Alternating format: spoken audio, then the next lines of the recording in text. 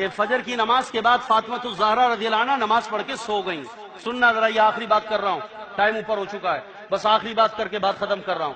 فاطمہ الزہرا رضی اللہ تعالی عنہا فجر کی نماز پڑھنے کے بعد اشراق سے پہلے کیا ہو گئی؟ سو گئی.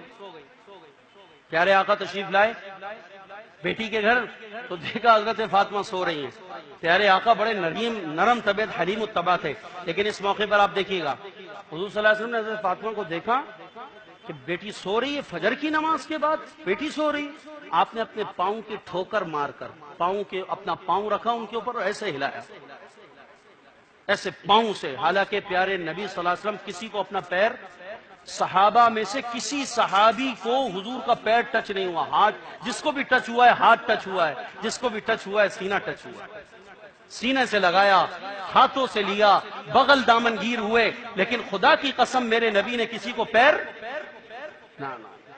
تو بیٹی فاطمہ کا تو کیا مقام ہوگا. لیکن اس موقع پر فجر کی نماز کے بعد بیٹی سو رہی ہے، سونے کا ٹائم نہیں ہے اسلام میں، یہ سو رہی ہے. تو حضور نے پاؤں کی ٹھوکر سے بیٹی کو اٹھایا اور فرمایا یا فاطمہ استيقظي، اے فاطمہ اٹھ جا.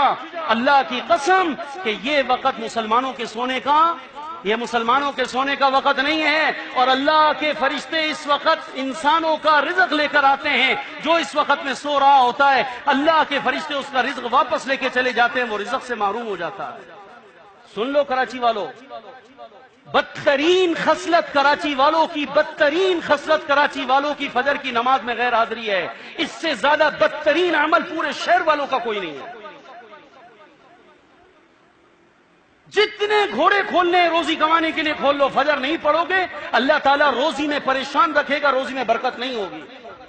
نوم الصبح یمنع الرزق، یعنی من طلوع الفجر الى طلوع الشمس. اللہ کے پیارے نبی صلی اللہ علیہ وسلم نے فرمایا صبح کا سونا رزق کو بند کر دیتا ہے.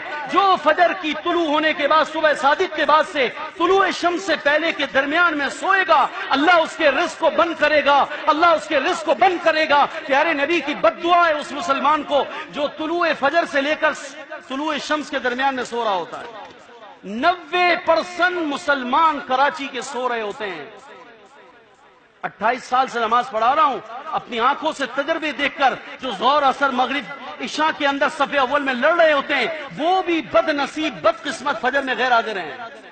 کیا اس کے اندر دیندار اور کیا غیر دیندار، اور کیا اس میں تبلیغی اور کیا غیر تبلیغی، اور کیا اس کے اندر پڑھے لکھے اور کیا اس میں ان پڑھ. فجر کی نماز کے اندر 90 سے 95% مسلمان غیر حاضر ہے.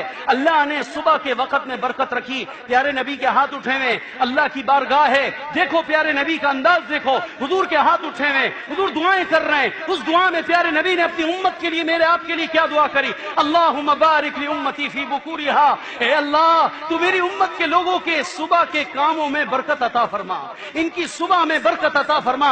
اللہ میری امت کو صبح کے وقت میں برکت عطا فرما. خدا کی قسم ہماری برکتیں اللہ نے کب میں رکھی؟ فجر کے وقت میں رکھی. بھائیو فجر پڑھو گے؟ کون کون پابندی کرے گا صبح میں اٹھنے کی؟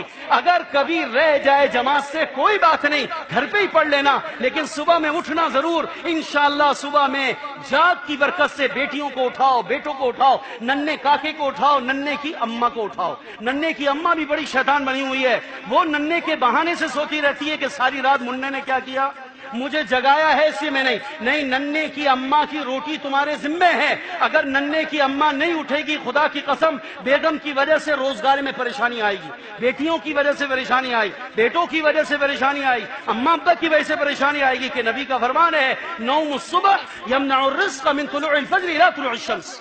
دیکھو الترغیب والترہیب اٹھا کر دیکھو کتاب البیوع، یہ حدیث لائے وہیں پر ہے. امام منذری رحمہ اللہ جہاں پر کاروبار کے مسائل لکھے ہیں، وہاں کاروبار کے اندر چونکہ لگتا ہے آدمی پیسہ کمانے کے لیے، فرمایا پیسہ کمانے کے جذبے سے کاروبار کرنے والوں، نوکریاں کرنے والوں، پہلے اپنے نبی کی ہدایت سن لو. تمہارے کاروبار، تمہارے بزنس، تمہاری نوکریوں میں جب برکت ہوگی جب فجر میں اٹھو گے. اور کیا کہوں میں آپ کو. چلو بھائی بات ختم. فاطمہ تربیت کی